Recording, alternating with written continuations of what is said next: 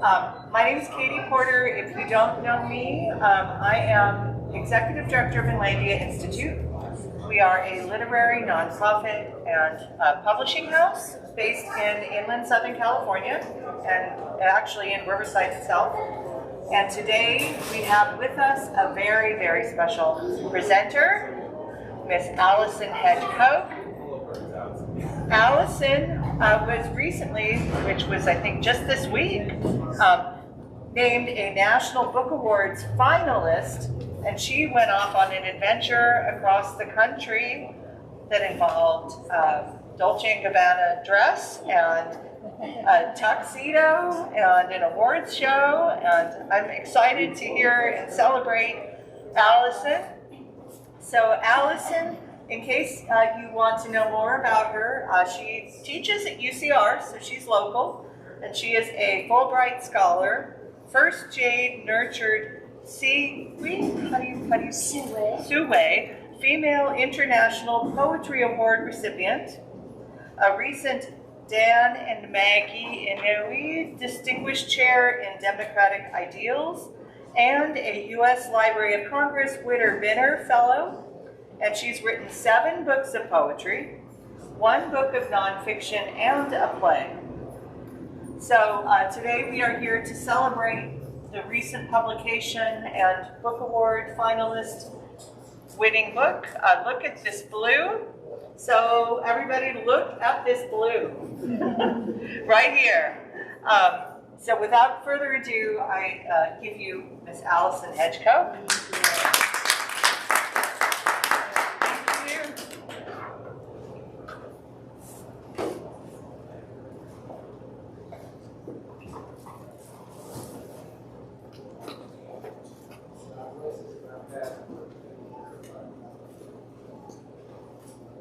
Okay, I'm new at the headset mic. Does this sound okay? A little quiet. A little quiet. Is this better? Is that too loud? She's going to show you how to turn it up. Okay. This way? Is that too much? It's better. Is that better? Yeah. This way, this way, Yeah. this way, this way. That's all the way up. Okay. Gotta go in here? That's good. Is that good? Can you guys hear me, Henry? Yeah. Okay. Sorry, I'm clumsy, so. Okay. So I'm going to read for about 20 minutes. So lean in, close your eyes if you want, and just take a little ride with me here. Okay. Once the world was gleaming, open. Can you guys hear me? I feel like really odd about. Can you guys hear me up there? Okay, thank you. Once the world was gleaming, open, we unknowingly, believingly, all we came to, we must deserve. Knowing we did not, we faced extinction. The path we have taken is rotted. Ignite, stand upright, conduct yourself like lightning. Look at this blue. Xerxes blue butterfly from the sand dunes of San Francisco. The first known American butterfly to become extinct due to humans. First known. Redwood burrows cut like blisters, shaved from trunks, poached life source from root. Killing giants and knobby growth removals, baseline, canopy, bud tissue, unsprouted genetic code, or clone, apparent tree emergence. There was a barrel at my mouth, ready cocked. It was held there by my baby brothers, bared grip. A lemon wedge moon popped over, flat consume shallow. Over sweet sound, low rustle in Lodi water. Chortle trill, night language from standing cranes. Sand hills, they've been here all along. Cranes, all along, standing. They're still knee-deep in station pools. Orion is hovering eastward, drawn and ready. Someone slinks past the door jamb. Each chokehold veils vaporance, cognizance. In a world fast shaking herself loose from diabolical torrent, rising throttled song above throttled breath, choked out between calligraphies. Madness, clenched fury, unfurled release, misery met in each pummel break. It's not over. Sleep in despair, sleeping mock tongue, unrolled against your central incisors, human floating, deep yearns for saxophone, Trachea. Sandhills chortle, the only saving grace, the wetlands here in Marshall. There's nothing on Guardian Watch. Riverside, reaching back for the slip skateboard. He was hit so hard he flew while braking. A crow was above, whose wings were sunning. Swooped at the same time, the car careened to a halt on Martin Luther King Road, near Boardwell Park, east side, where the speed limit suddenly increases while approaching two close crosswalks leading to homes from Stratton Community Center, Boardwell, Emerson Elementary, East Side, black, brown kids, and elders. Anyone can see. Someone once worked this out. It's all going to burn, said the man accused of setting the holy fire. First, the puma in Santa Paula Palm Branch, then coyotes, fox, rabbits appear. Birds overcome sky and moon. Then the entire yard, a carpet of undulating fleas, so thick wrapping bread bags over feet and ankles barely made it passable. Everything escaping heat from fire-stormed arson. 120,000 acres, blanket fire, Los Padres National Forest and more, choking like the child they found, still hung there. Sleep in the dream of bettering world, sleep in the dream, nightmare woken. What we carry howls. Her cheek contorts in flame, unfanned and yet fanning. She eclipses all asunder, all broken. Scarface vision and temporal melt. Somewhere on my left face, you can still see where it was sewn back on. On the right, the line across the eyelid, where it was sewn back. On the abdomen, the line, where it was sewn back, sewn back. Somewhere on my right hand, where it was sewn, all the years and theirs were sewn. All the biopsies, removals, explorations, and assaults, sewn. What we carry weeps red-haired. Her cheek contorts when sprayed by guard, and for the first time she attempted, her neck ached. Meanwhile here, a third body is found in the Baldwin Hills fire. More are missing. There's arson again. Someone is out there. Look at this blue, Palo Verdes blue, from the Palo Verdes Peninsula, one of the best claims to being the world's rarest butterfly. First thought extinct by developers. Newly returned lays eggs on deerweed. Notice the patterning on the underside of her wing. Remember along the way the murdered sow bear, her cubs taken for claws. We're all just symptoms of something massive, faster, over.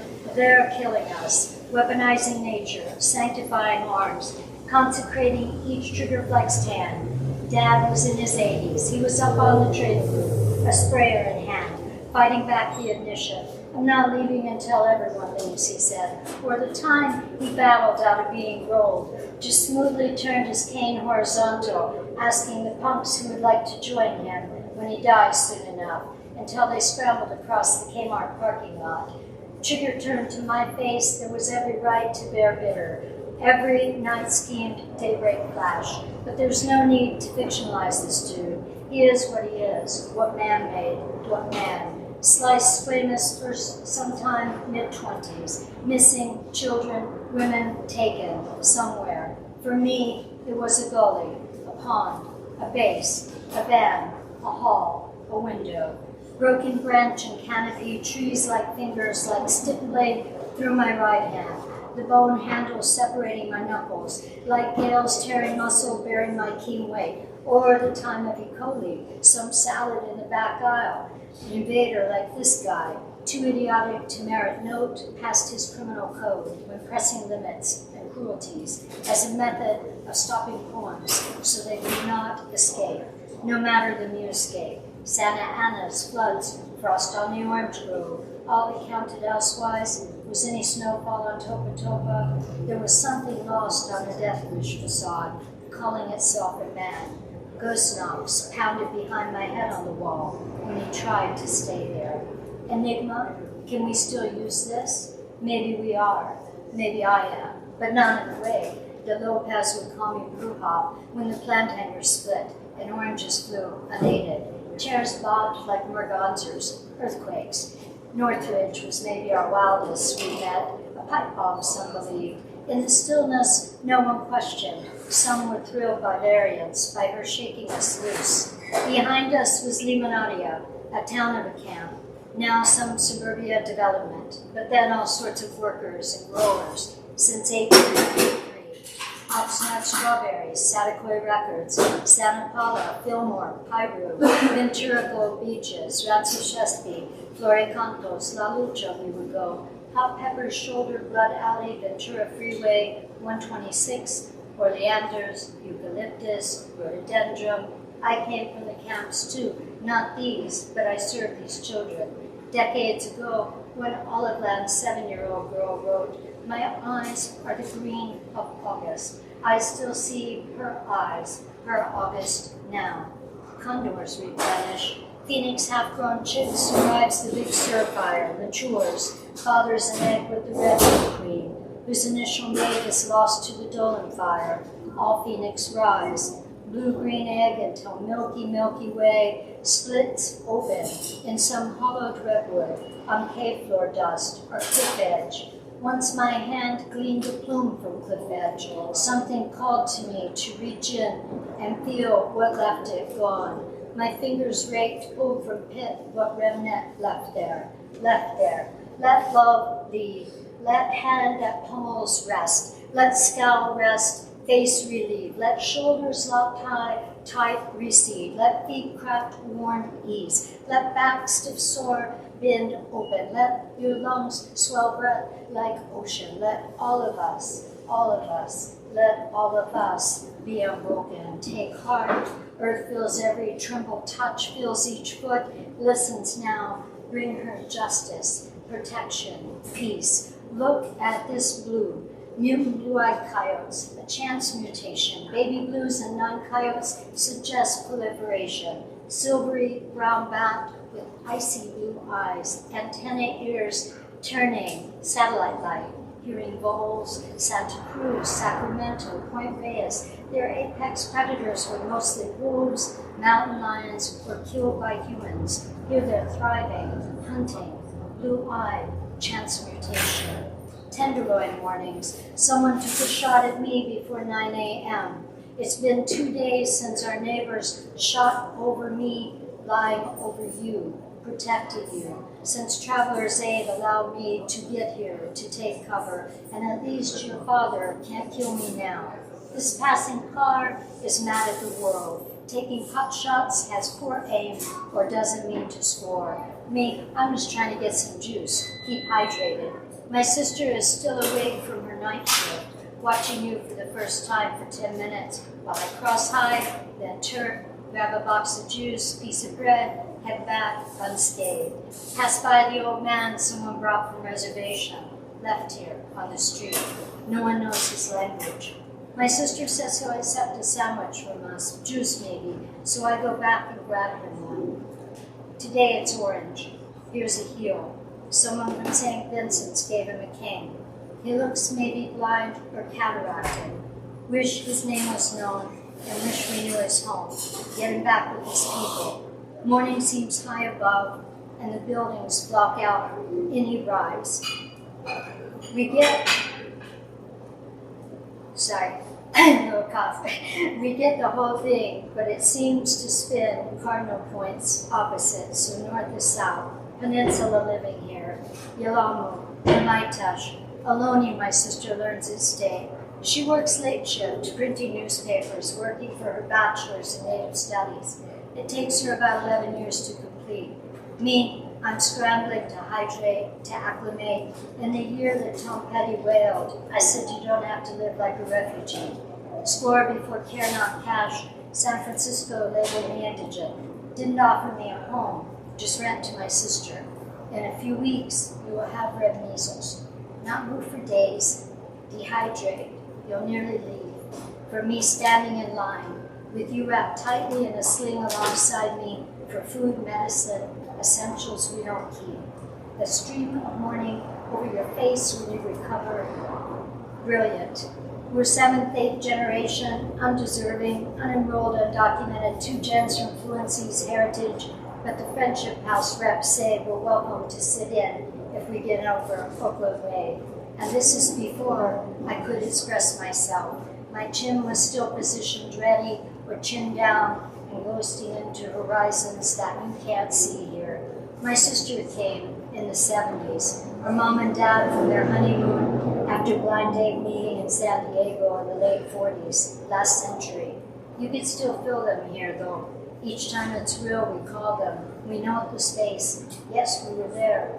Before any time passes, we realize other families don't have these hometowns.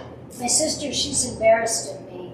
I'm too backwoods, too field laborer, too sharecropping, too fisher, too farmer, too backwoods. She mocks my handiwork, asks if I plan to sell trinkets on the side of the road. Maybe leather work, I claim, and show her some of mine. She walks a block ahead of me, mocking me to her city friends, like we walked aisles over from our mother in Piggly Wiggly, cursing through the aisles. But we were never mocking her, not once. Where does mocking come from? A raven cry from the heart. Here, the streets are lined with fresh refugees, straggler homeless, cardboard boxmen, prostitutes, pimps, beautiful neighborhood people who teach me you can get a great meal for $2 on this block and how to eat with chopsticks, which store gives you free bread if you don't have dough. Lots of skins pass through. They're not alone. How many times was I given up, left for dead, rejected, objectified, ejected? It doesn't matter still. When jump started or just woken when unexpected to, always returning to the beauty of this world. Abject misery layered, still splendor despite beautiful, horrendous, juxtapositioning throughout time. Look at this blue, Mission Blue Butterfly from Coastal Chaparral, Grasslands, Mission District, San Francisco, Twin Peaks, Marin County, most upon San Bruno Mountain. Small, delicate, gossamer-winged, male iridescent blue lavender. The female is dark brown with a blue base, fringed and long, white, hair-like scales. Her undersides are spotted. Her wing spreads about 1 inch to 1.5 inches. The caterpillars solely ingest native California lupine. They eat silver, summer varicella, lupine. Adults drink flower nectar, buckwheat, golden aster, wild hyacinth, endangered first by development. Public infrastructure development projects remain a significant threat. Mercy, mercy. Whoa, mercy. Me, perforating his heart, lung, and liver. We heard it on the radio. The Los Angeles County coroner said he was shot twice by his father. Whoa, mercy. Look at this blue, the blue whale alongside Monterey, San Diego, Baja, the gentle giant, the heaviest animal to ever live on Earth. Twice Argent Centaurus. Ship strikes kill 11 per year. U.S. West Coast with ship increase. The population will be depleted. Sonic battery, military testing, noise, chemicals, plastic, krill, anchovy, tiny fish, tiny crustaceans absorb the microplastics, and a blue whale eats between 2 and 4 tons of krill per day, blue with the belly full of plastics. In the bus, on the way to retraining for field workers, we left Santa Paula for Ventura daily. Rhododendron, eucalyptus, limonalio orange groves, peppers, flowers for Burpee Seed Company. Red-winged hawks were every mile of eucalyptus on 126 Ventura Freeway. They were on watch like us for movement. X, Santa Paula is the North Star of Guanajuato, Mugu Shumash. We escaped here too, refugees. With closed eyes, let finger conjure map, conjure home. This is where. From here, everything will change. Rewrite, reset, rebirth. Offer projects for sending as kids at get-go. Offer self. Send for my folks to follow. Dad notes, know this. If there's snow on Topa Topa, everything's okay. Mom doesn't leave the pickup until the 4th day. Vallejo apartment was the last place West Coast. Way prior to my lifetime. Restful now. Gratitude. I'm so lucky to have a dad. Dad, in Santa Paula Bank on Harvard, was it? He was deaf, he spoke out loud. Where did everyone go? While the tellers ducked cover, while the robber displayed his weapon to me and gestured in my toddler, to suggest I gather. I motioned toward Dad, gesturing his deafness, offered to gather him as well. Mercy, with peace. From the bank robber, who then escapes on a bicycle, about the time the tellers recognized him from high school.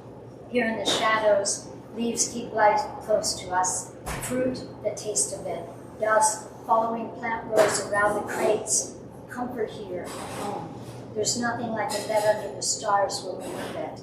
Gleam now, in rain slickening, a royal willow branch, blue elderberry southern wind, Santa Ana's tangle reason, still leaves at night and banged by owl wing. Here, hammocked over, oasis watering live rocks for mouse pre-dawn and call. Deep in night, imported sky ropes tug through visceral root, harness reckoning, throttle to timber. Thrums, drum, pluck gut sleeve, kindle fiddle, full belly, flourish poppies as corner notes, spiral double helix, high above California fan palm, until stars are born. Your palms know where to go. What they imagine leads you. Everything we muster moves us along, like water mirrors itself and remembers where to flow and how to go there.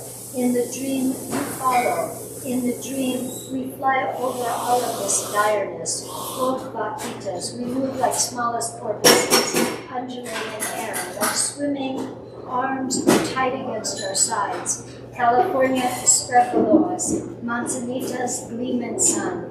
The stars ahead in darkness await our time there.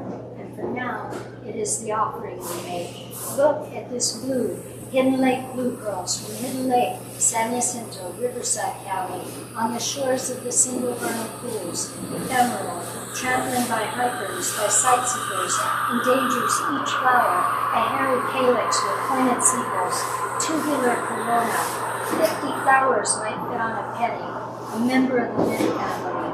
Delisting, the seeds are now stored in a seed bank, vulnerable. Will you take me as I am? California. Thank you. What do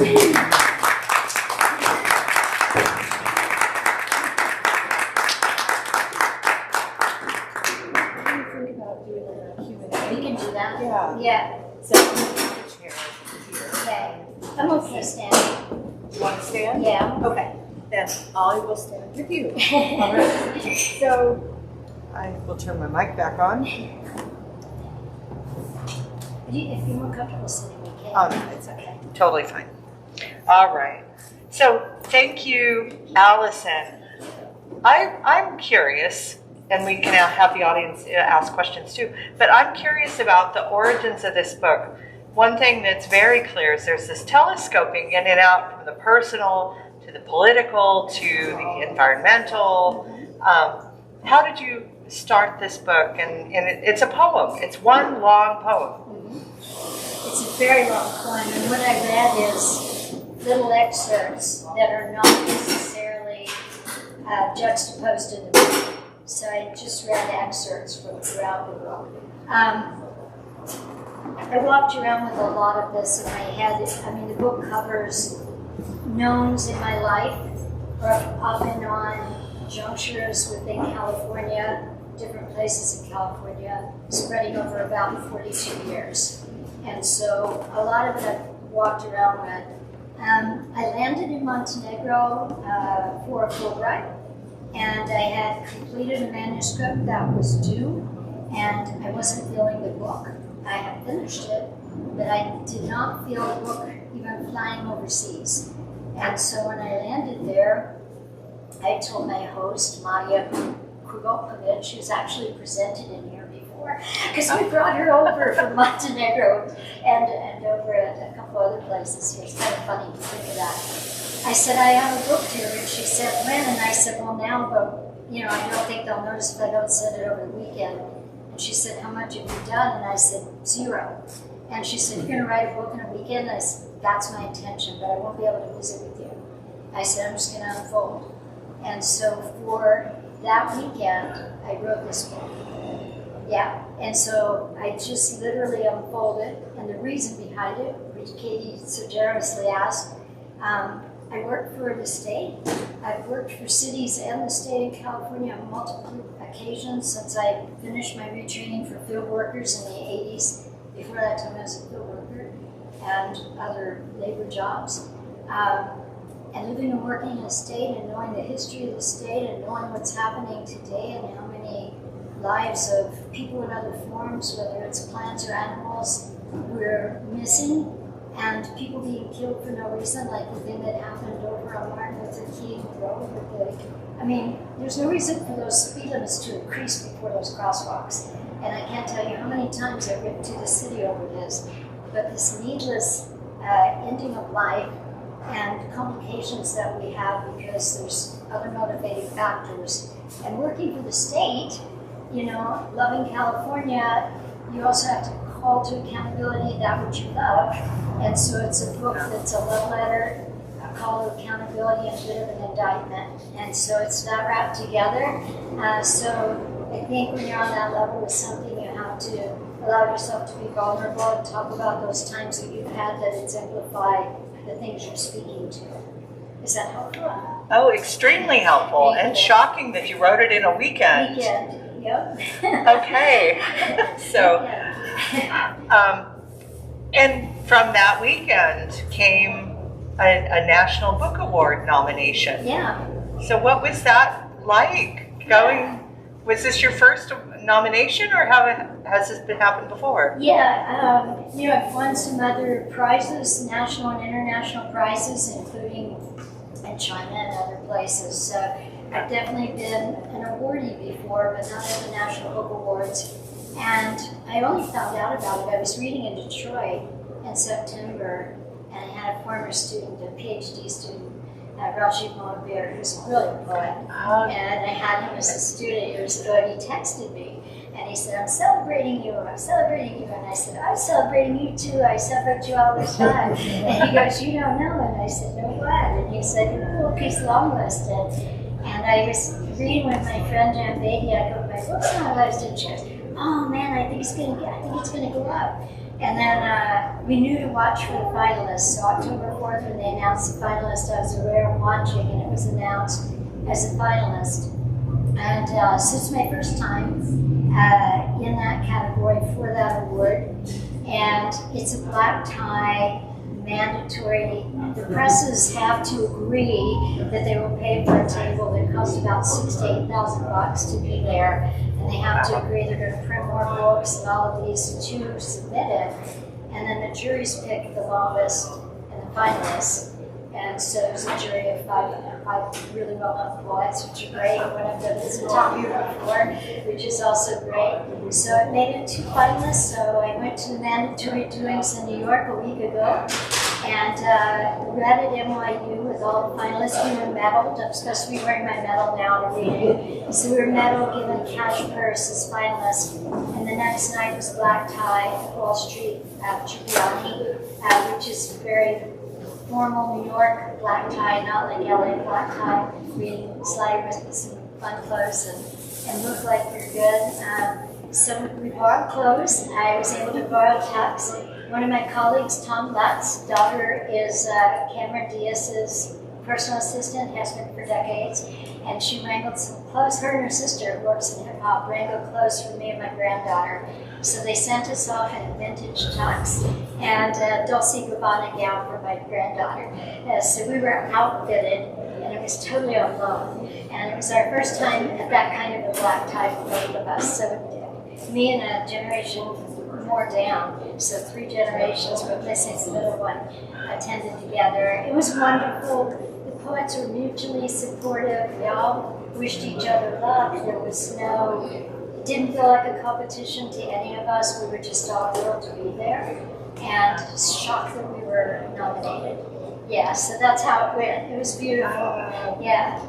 It sounds amazing, and I actually saw some of the pictures. So Did you? you guys are so cute. Thank you. Yeah. So do you guys have any questions? Any questions? Yeah.